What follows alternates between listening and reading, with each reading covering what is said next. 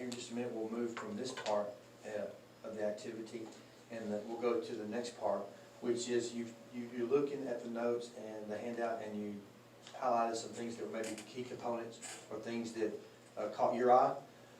I have here a PowerPoint slide that kind of explains the data process collaborative inquiry that we will be doing. So if you'll just take a minute to view this for me, and then we'll talk about the handout that you just got through reading. So, using data, task 1. So this meeting will just be about identifying this particular method of data team work, and we might look at some of our goals as a data team for this particular student problem.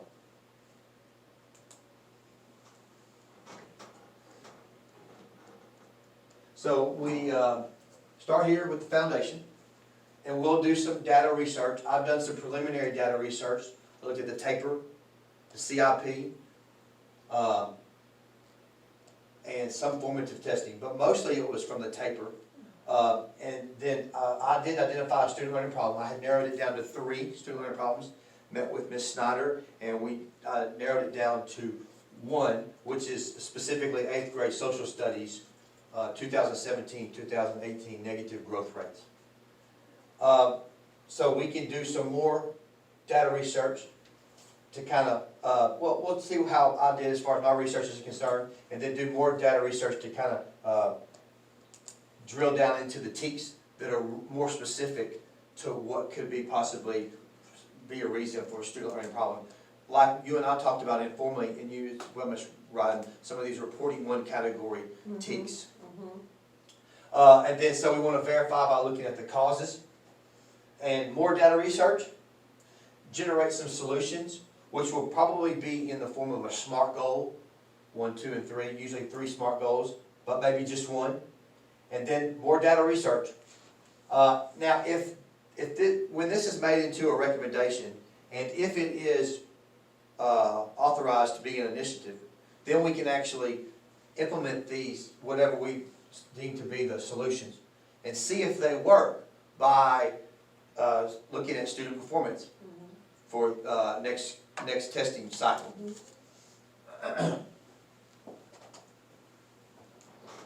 All right. The data divide. So, effective data practice. What effective data practices have we been using here in NACHS? I think we do use data practice quite a bit here at the junior high. I know that we have access to DMAC. Okay. And I just want to know that, I just want to say that I am also interested in looking at how I can get some of information from DMAC. At my earlier school, we used, I think it might have been Edu4U, and they had this thing called an IFD, which is an instructional focus document. And this is a little off the subject, but now that I'm thinking about it, I have you guys here. Oh, hang on. Is it time? Well, let's just move forward. I'll talk to you more about that later, ma'am, if I think you'll know about it. Thank you. So, significant improvement in student learning and closing achievement gaps is a moral responsibility and a real possibility in a relatively short amount of time, 2 to 5 years. Now, can anybody read that what do you want to say? inversion chart there? What is that saying, do you think? That That I would things, say that the poverty rate and the ethnicity of the students and things like that has a factor on how they do. how the achievement they do. Yes, ma'am. And so my preliminary data, it seems like it could be a cultural proficiency issue as far as economic. Disadvantage. And what they're exposed to, like different things that they might have. Some people may not know about some of the history or you know what I'm saying when I say what they're exposed to and things like Yes. that. So you have some students that may not be as exposed as other students. Yes, right, like maybe being read to Mm-hmm, by parents at an early Yes. age, yeah. yes. And- Traveling. Yes, traveling, Outside exactly, of Natchez, Anderson County, exactly. they have very limited exposure. Yeah, Yeah, that, I would say that. Non-structured or non-formalized Yes. education. Yes. Absolutely. Okay, And So- that's true for our kids, because if you'll also look, on our breakdown, we don't have enough in the different ethnicity populations to have a sub-pop. So Right. ours is mainly economically disadvantaged and special ed. And our economically disadvantaged kids do score normally at a lower rate than our non-economically disadvantaged. And we have almost 50% Mhm. ED kids, so Yeah. they're, that's free and reduced lunch, and that is a factor. I mean, like It you said, is. they're low socioeconomic, they don't get to travel, they don't get to go many places, Palestine's read. about, and they don't read, and they're not Yeah. read too, and it's not important. Exactly, It's survival skills is what's important to them, so when they get home, school's done, yeah, and it's survival of the fittest, you get Like to eat, Maslow's. that's right, that's what'd you say? Maslow's hierarchy. Yeah, that's exactly right, it's the necessities, not the, it's what they Yeah. gotta have to live. yes, ma'am, and so we're probably gonna be talking more about that in future meetings, so, yes, ma'am. Okay, and then let me get back to the slide that we were on.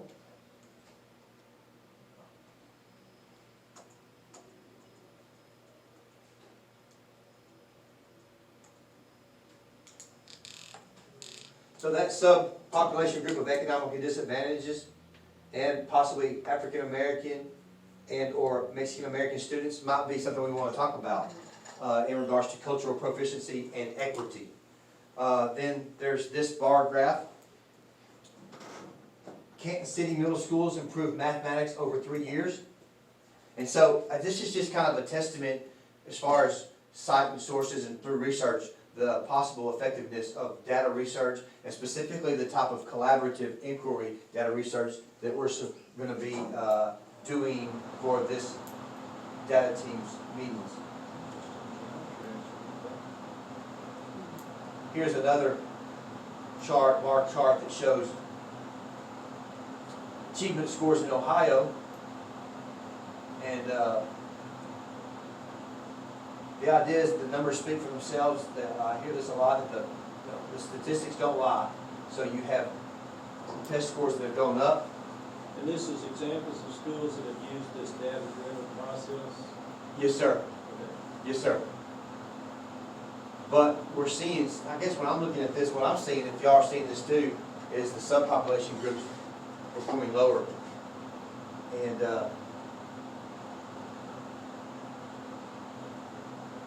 so that should be addressed, like y'all were saying. So y'all are aware of that, and that might be something that we need to. Well, but your variations in the subgroups is gonna exist, always.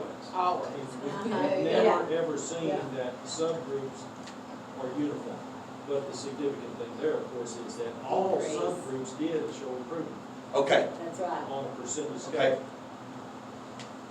And,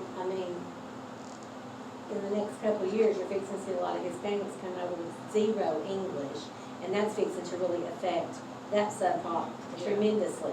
Because those kids are gonna be dispersed out in these Texas schools somewhere, and then they have no English background. They have zero English.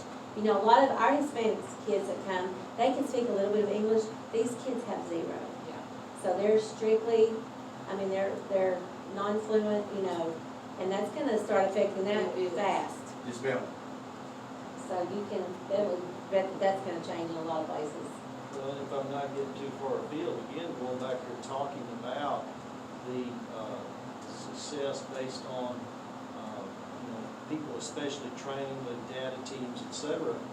I had some experience in San Antonio with students who came to class, high school, who came to class, no English. And yet, I was responsible for their Yeah, advancement. And we figured it out, but I had no training in that yeah. area. I think that's gonna be, something we're gonna have to look into. Not necessarily our school, but a lot of schools, they get some training, but, like I said, most of the students, they have a limited English speaking. These are gonna be non-English We do speaking. have some of those kids. Yeah, we Because- do. Because there's a distinction between conversational language And, and yes, academic language. that's exactly right. And that's where we leave a lot of the subgroups behind. And I can attest to that. I mean, when I'm lecturing, I see that now. I see that, like, the way I frame sentences. Okay, some students are gonna understand what I'm saying, because they're hearing it in the classroom, or they're reading a lot. And so that's the things that, this is great. These are things that we need to be talking about more in these upcoming meetings, when we're looking for SMART goals to. And I also think, I mean, I'm not degrading anyone, but I will say that a lot of our kids have non-educated parents. Yeah. Therefore, they're not used conversations like my grandkids get, or your kids get, or your kids would get, you know what I mean? I mean, they're used to, and there's a difference there. I mean, there's definitely a difference in vocabulary. And vocabulary is huge in history. Yes, Huge. yes. And so if you're not familiar with that word, you know, it's just, it's huge. I mean, so much. And I think that we're gonna see a lot of that. It's the Because economic vocabulary. disadvantage goes along with Yeah. that. That's Yeah. the vocabulary used in homes. That's right, yes. We it even is. had one that we are preparing for the seventh grade star recently. We were looking and we went back, we did a little sample and just 7 questions. Mhm. And we looked at the data of one question, 95% of the kids missed it. Mhm. Why? We figured out they didn't know the word byproduct. Hmm. Byproduct? Yeah, see, I mean, 7th grade didn't know that word. Now, we would assume, you know, if you're traditional or stereotypical middle-class person would assume that a 7th grade kid would know the word byproduct. yeah, But you can't know what you don't know. right. Well, and also on, the English, revising and editing part, you know, that's a lot of subject verb agreement. Well, in East Texas, we talk totally different than they do in Yeah. upper. So are we You teaching know, that's registers of right. language? That's what I'm saying. I mean, all of us Mhm. Yeah. talk differently than Right. anybody up in Central Texas or in the Panhandle or with, I mean, our slang is totally different. Sure. And, you know, and now I really get in my mind, because when I'm talking to my little ones, my grandkids, and I'm thinking, they're repeating what I say. And so I try to correct them, and we're working on subject, I mean, like past tense right now, just with them at home, and they still don't get it. And I'm like, well, you know what, because that's learned, that's learned. Yeah. They don't know That's that. it. They don't know that past tense is ED, and they don't know that Yeah. will is future tense, and, Yeah. you know, and, And so. even as simple as, and again, this came up in the 7th grade writing, understanding first person, second person, Yes, voice, yes. third person. And they Absolutely. switch back and forth Uh-huh. during one paragraph. During they It's like, do. well, what's wrong with that? Well, Sometimes I So, find myself doing all that. of Yeah. this Yeah. goes back to Yes. how do we prepare the faculty to be aware of those things? And Mhm. that covers a lot of material. Can you restart it? It's full. Oh, your data's Yeah, full? it's full. Okay, I don't know if I'm But rolling or yours is not. still going. It is rolling? Here's it's going. You know, when I Okay, did my thank you, student, ma'am. another example, when I did my student teaching those many years ago, I and the high school principal were the only men on campus at wartime. Mm. Mhm. Thank you for watching that, Ms. Rodney. I appreciate it. Well, guys, we need to move on, because this type of conversation is like what we need to do, like these next couple meetings. This is awesome. I'm learning from you guys. There's some core values here at this type of process. Significant improvement. We looked at the slide a minute ago, but I think that I rushed through it a little bit, so I wanted to go back to this core value slide. Significant improvement in student learning and closing achievement gaps is a moral responsibility and a real possibility in a relatively short amount of time, 2 to 5 years. So I guess you guys know that we're wanting to close achievement gaps, even though it's not just about that. And specifically, we were talking about subpopulation groups, cultural proficiency, and equity issues. Another core value, kind of the main idea here with understanding this type of process, this data process, is the collaborative element of it, which is what we were just doing, talking. And because with some of my SMART goals that I already did for us to look at, I haven't really addressed the subpopulation element of it. So that's why this is good, because even though I've looked at the data, your eyes looking at the data will be, you can see things that I don't, or the experiences y'all already have in this field that I don't have. Collaborative inquiry, school teams constructing meaning of student learning problems, and testing out solutions together through rigorous use of data and reflective dialogue unleashes the resourcefulness of educators to continuously improve instruction and student learning. So I think that's what we were just doing a second ago when we were discussing that you guys were reflecting and talking about the data. So we're on the right track.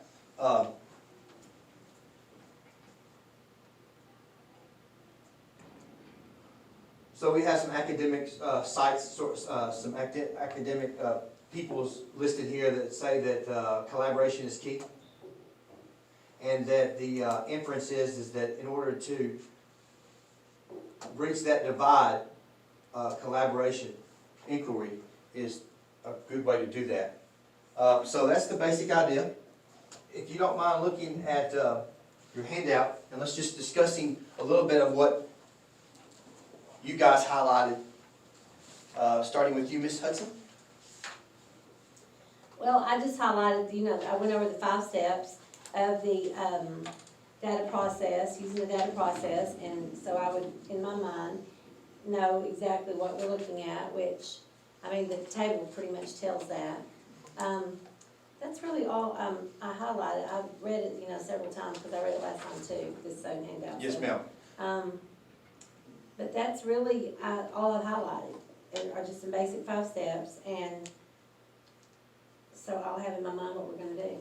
And those basic 5 steps were the key concepts. Yes, like number 1 was building the foundation, Yes, ma'am. identifying the student learning problem, verifying causes, generating solutions, and implementing, monitoring, and achieving results. Yes, ma'am. Thank you very much. Ms. Ryden? What I get out of it is when you say, is the bridge, between the data and the results is the collaboration. And I picked out a couple of things. It says ongoing investigation of data, with the goal of improving teaching and learning. And the process where teachers and administrators work together. So that's all that collaboration, that you're gonna have when you are looking at students' achievements and seeing where they're at and what needs to be worked on. It's gonna have to be that conversation between the administration, the teachers, and even the parents, to get that student that may be at a lower level to their grade level. So I looked at all of those things and monitoring the students' learning. So that all comes into what you were talking about. We get that data, and then we collaborate all together, and in the end, we try to get the results that we are looking for. So all those things that were in here is what I highlighted, the necessary steps to improve results for students. Yes, ma'am. Also, before I get your input, Mr. Underwood, there also is another element where we can adjust. So there's that ability to adjust if we get results, and we can always adjust the continuous action plan. So that might be something we talk about more later. And then Mr. Underwood, do you have anything you want to say about that? Well, I'm kind of devil's advocate. I've been through some of this stuff enough at a number of different levels and campuses, grade levels and campuses. I'm always looking, well, what's the fly in the ointment? Why is this not done more? And of course, first thing is time. Time is always an issue. Teachers are always pressed for time, faculty, administrators are always pressed for time. And collaboration is great, and most teachers would like to do that, but how do we make that happen without asking them to stay after school and come in early and do extra? So, from an administrative level, we have to find ways to make this workable for the faculty. And there are ways to do that, of course, but it's a significant consideration from the administrative level. That's why a lot of your schools now are going to these flex days, like Palestine starts flex days this week. On Fridays, they let their kids out early, and they have meetings like this. And they take advantage of those. And I think that's something that we need to work on at this district, is that I don't know if we utilize our staff development days Yeah. like we should. You know, we need more like on in-service, and that's in my mind for next year, because there's a lot of stuff coming up to chain that we're gonna be responsible for, that all teachers need to know about, even though it's not on their plate, they need to know a little bit about it. Yeah. You know, and it's gonna be a collaborative group effort if we're gonna achieve at that goal, so. Yes, ma'am. And I was gonna say, because just some of my colleagues and cohorts that I speak to, a lot of them work in those bigger school districts. Yes. And I think they're using a lot of these things, because a lot of Yeah. the ladies and guys, they have already done this stuff and been a part of these Mhm. professional learning. But you have to think, we're a small community, That's right. small school, and, I know at, one campus, they, bring in, the aides into the classroom, and the teachers go out for data day. So like, they have a data day set to go over, like major tests and things like that, to look at what they need to change, or adjust, as you were saying. So, like you're saying, it's, you know, it probably is where we need to be when we have, staff development and in-service days. Yes, ma'am. You know, just another thought on that, from the very start.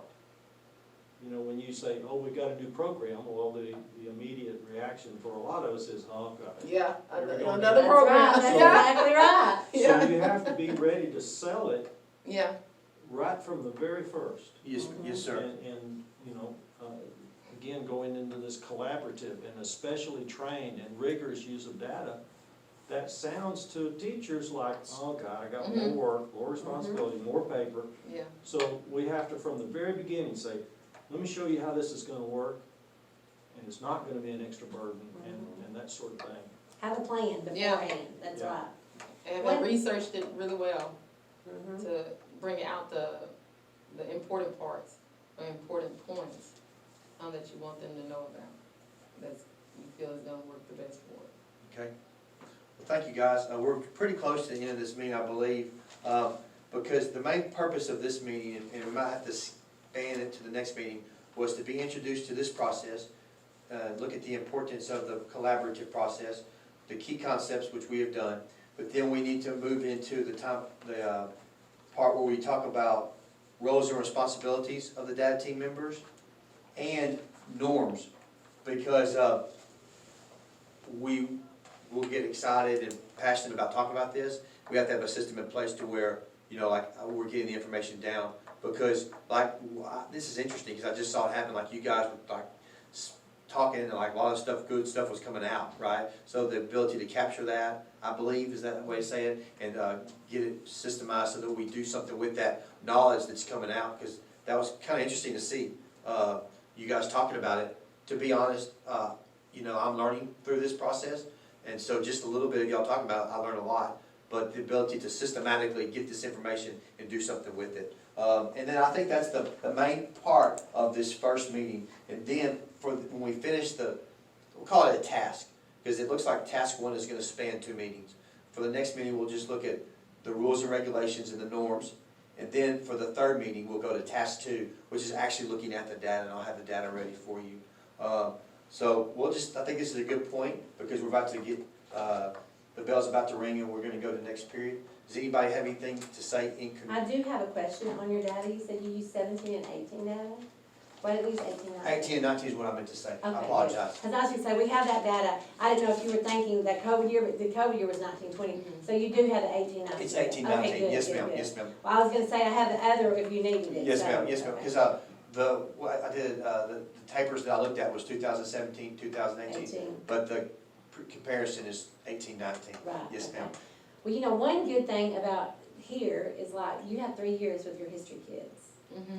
So you can build off, Yeah. you're kind of a department in your own, so you can use your own data and think, okay, well, if we're not getting it all here, I can introduce some of that stuff in 6th and 7th grade and integrate that into your curriculum. Yes, ma'am. You know, and just, that's what I always like when I taught over here, I taught 4th, 5th, and 6th language arts, so I knew I had 3 years to get what they needed to know in 7th grade. Yes, ma'am. Because I sent them to the junior high over there Yes, at the high ma'am. school then. Yes, So I ma'am. knew I had 4th, 5th, and 6th, so you have 6th, 7th, and 8th to get them ready for what they need to know in the 9th grade. And you know, we're talking about social studies here at Nature's Elementary Junior High, Right. and saying that I am the social studies teacher. Right, you so are. at any point we're talking about social studies, we're really talking about me as my That's right. classroom. You're the junior high department. So that, what you just said, that's very interesting. When we start talking about this, I have a lot of, I think, insight reflection that I've done, about, like, even specific things like that where, I can make some changes. Specifically with that example, you know, I've tried to do that with 6th, 7th, 8th grade, incorporate teaks that, you know, Yeah, benefit absolutely, the 6th graders, 7th graders. But I think there are some things that I've done that have not, you know, the alignment of formative testing, with, well, my rigor of testing. Yeah. So like a student might go, I hear what you're saying, Mr. Jackson, but I don't have to listen, because I know I'm gonna be okay. Yeah. Because you know, I have made a habit of talking, like, tying everything in, connecting everything from the very first day they're 6th graders. That works well on a certain type of student. Right, On a that's certain right, type of that's student, it right. doesn't, if they don't believe, hey, you know what, I better listen, or I'm gonna fail this test. Little things like that, I have done some reflecting on, and I would love to talk about some of those things and instructional strategy things as well. Yes, ma'am. Yeah, they definitely have to learn, they have to take, you know, take charge of their own, I mean, they've gotta take responsibility for it. Because what they're learning is they're going to need in the next couple of years. And, you Yes, know, ma'am. and it's all gonna be, especially your 8th grade classes, all repeated in their college classes. So Right. every single bit of it is in their college classes, they're gonna want, if they go anywhere to take history. So the 8th grade class is just a repeat. Maybe it goes a little bit deeper into it. Yeah, Yes, oh, ma'am. yeah. You know, that in itself, when we, again, talking about this collaboration, I think for the benefit of the faculty as buy-in, but even more for the students. I have 8th grade students that tell me, well, you know, we talk about the parts of speech. Well, nobody ever taught us that before. I know that's not true. We all do. That's right. But, you know, I'm telling them, you need to know this, not just be familiar with it, but you need to know this before you get to high school, that That's sort of right. thing. And we all do it. But when we look at charting data, I think it would be interesting to be able to see over the long term, this class, how have their scores varied? Longitudinal data. Yeah, over the course of their time here in Yes, Natchez. yes. Even following one class. Just one Or grade, yeah. look at the trends of each grade level over time. Well, any class right now would be good because of the COVID. They've had so many things thrown Yeah. at them. And this is a COVID culture, you know, they've got everybody from, like, at the high school, that's what I said, everyone that graduates from now until 2024 had a COVID year. So they all they all lost 6 months of instruction, Yeah. pretty much. Yes, ma'am. I mean, Yes, they ma'am. lost all of March, April, and May of last year. And then, how will that impact that's exactly right, that's, those trends? and it's Yeah. going to impact it huge, because when they came back, you lose the first 3 months for reviewing. So Yeah. you kinda lost about 5 to 6 months of instruction. And that's everybody Yeah. everybody in the United States, you Yeah. know? And why do we spend 3 months reviewing last That's year's right, work? that's right. Why? Because they got to have that to build on. Yeah. It's a foundation, you know? And we know that they're and- not gonna keep up learning during the summer. And you know, and just a And great that's right. Yeah. And you know, and I'm kind of, this is special to me because, I mean, we can turn it off now, but like I have a kindergarten kid. Well, his pre-K years, his teacher had a baby, so he lost 3 months of teaching. His kindergarten year, he didn't have a teacher the whole first semester, and then he's a COVID kid. So you know what? That class is gonna be behind a year for a while. We need to follow them along, that'd be a good class. And at least twice in my experience on this campus, I have come in to step in Yes, long-term yeah. for a yes, teacher that left yes. unexpectedly. at the Which end of is the year. nothing against the teacher, but I'm just saying, Yeah. But it's that's it's affecting wrinkle a in their class. instruction. When you have 3 different teachers and you're 5 years old, that's a factor. Yeah. You know, and so that group is gonna be behind. So every teacher's gonna be for a couple of years, unless they're on the upper level of that class, they're gonna be, well, this class is low.